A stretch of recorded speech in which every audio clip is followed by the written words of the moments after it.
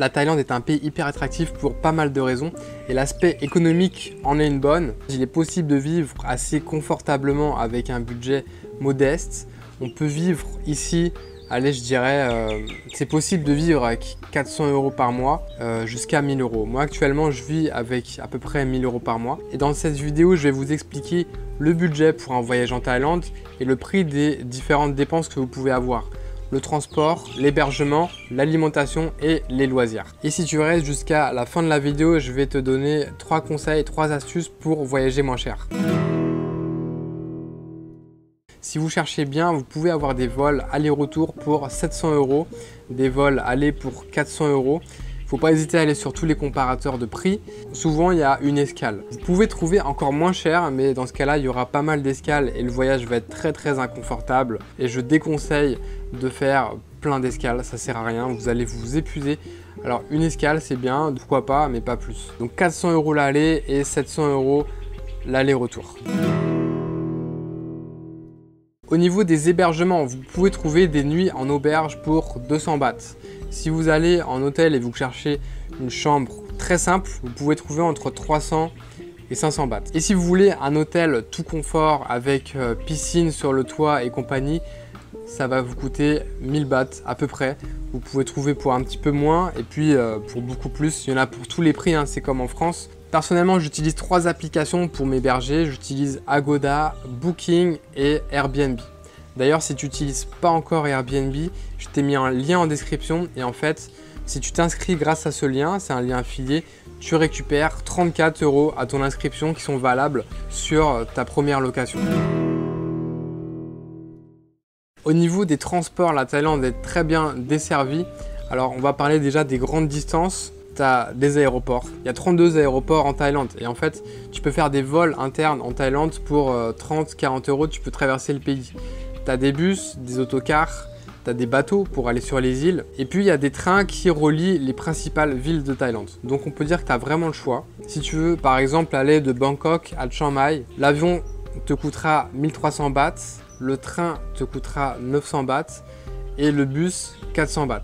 Donc tu vois, il n'y a pas vraiment des gros écarts de prix. Ça reste plus intéressant clairement de prendre le bus, ça fait à peu près 12 €. Et si tu veux même réduire ton budget, tu peux prendre par exemple un train de nuit ou un bus de nuit. Comme ça, tu n'auras pas à payer de nuit d'hôtel pour cette nuit-là. Et puis tu vois, hein, même pour prendre l'avion, ça reste quand même très abordable. Alors pour les petits déplacements dans les villes, il y a plusieurs solutions.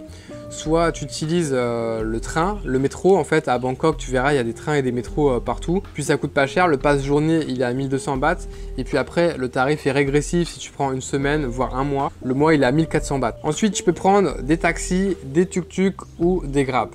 Alors, les tuk-tuk, c'est les petites motos là, qui sont équipées d'une chariote derrière pour pouvoir s'asseoir.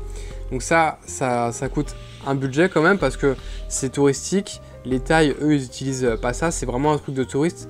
Donc ça coûte un peu cher. Les taxis, tu risques de te faire escroquer. Ils vont peut-être surestimer le prix parce que tu es un étranger.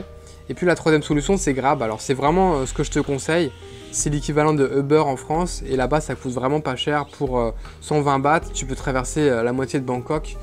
Et puis au moins tu es sûr du prix, le prix est affiché avant la course, donc tu n'as pas de surprise. Ensuite, quand tu restes par exemple dans un petit village, sur une île ou voilà, loin des grandes villes, le truc le plus simple c'est vraiment de louer un scooter en fait. Des locations de scooters, tu en as partout. Voilà, j'ai fait 2 vidéos sur le sujet donc tu peux regarder, je ne vais pas m'étaler plus que ça. Mais par contre, voilà, il n'y a pas vraiment d'autres solutions. Quand tu es sur une île par exemple, il n'y a pas de Grab, donc voilà, c'est la seule solution, c'est le scooter. Au niveau de la nourriture, tu peux trouver des plats autour de 60 bahts. Mais ça, c'est les prix vraiment locaux. Donc, il faut vraiment chercher les petits restaurants locaux. Si tu veux le même plat dans une zone qui est touristique, ça va te coûter 100 bahts. Donc, tu vois, pratiquement le double. Si tu veux manger des plats occidentaux, ici, ils appellent ça la western food. Il faut compter à peu près dans les 200 bahts. La bière Chang, qui est la bière la plus consommée ici, 50 bahts si tu l'achètes dans un supermarché. Et puis 70 bahts, voire beaucoup plus si tu l'achètes dans un bar. L'eau, je pense que c'est un des rares trucs qui coûte plus cher ici en Thaïlande qu'en France. Ça coûte à peu près 17 bahts pour une grande bouteille de 1,5 litre, comme ça. 17 bahts. Et puis si tu veux boire un smoothie ou un bubble tea, Il y en a à peu près pour 40 bahts ou 60 bahts, voire 80 en fait. Ça dépend vraiment des endroits où tu les achètes. Ici, il y a vraiment des grosses différences de prix si tu es dans un endroit touristique ou si tu t'écartes un petit peu des sentiers touristiques. Au niveau des loisirs, en fait, il y a beaucoup de trucs qui sont déjà gratuits. Tu vois, c'est gratuit de se balader sur une plage et visiter la jungle, visiter un temple aussi. Au final, personnellement, je dépense très peu d'argent dans les activités, dans les loisirs, parce que la plupart des loisirs ici sont à ciel ouvert. En fait, c'est juste de contempler les belles choses de ce pays. Par contre, tu as les réserves naturelles qui sont payantes. En général, tu dépenses entre 100 et 200 bahts pour aller voir une réserve. Après, ça vaut le coup, hein. Ça vaut vraiment le coup. C'est les rares activités qui coûtent de l'argent. Mais dans tous les cas, ça vaut le coup parce que les réserves sont très belles, elles sont entretenues et souvent il y a des cascades.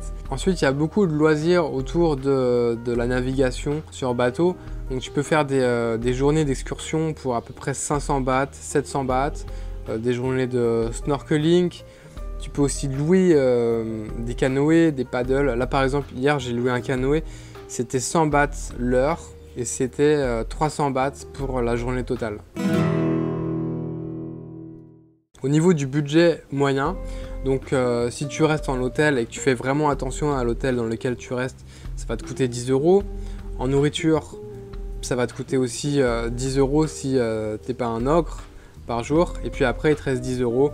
10 € ça peut partir dans ton assurance voyage, dans les visas, tu sais, il y a toutes ces charges aussi qu'on a. Voilà, donc je pense que 30 € t'es assez large. Après, si tu veux dépenser encore moins, tu peux aller en auberge. Là, tu peux faire vraiment de grosses économies. C'est le budget sur lequel tu peux faire de plus grosses économies, c'est le budget hébergement.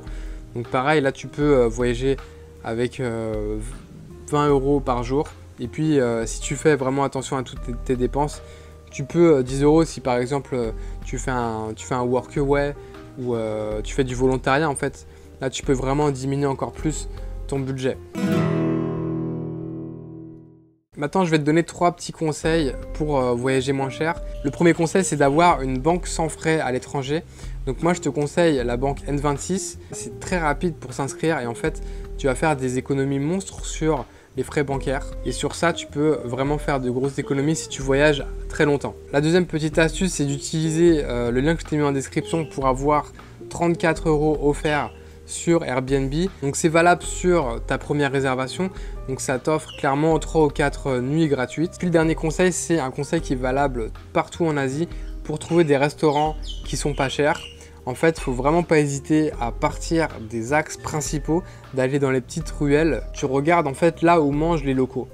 Tu regardes là où mangent les locaux et là tu peux y aller, il n'y a aucun problème. Tu vas payer 2-3 fois moins cher que dans les autres restaurants. Voilà, cette vidéo est terminée. Si elle t'a plu, tu peux t'abonner, liker. On se laisse sur ça et on se dit à bientôt. Ciao!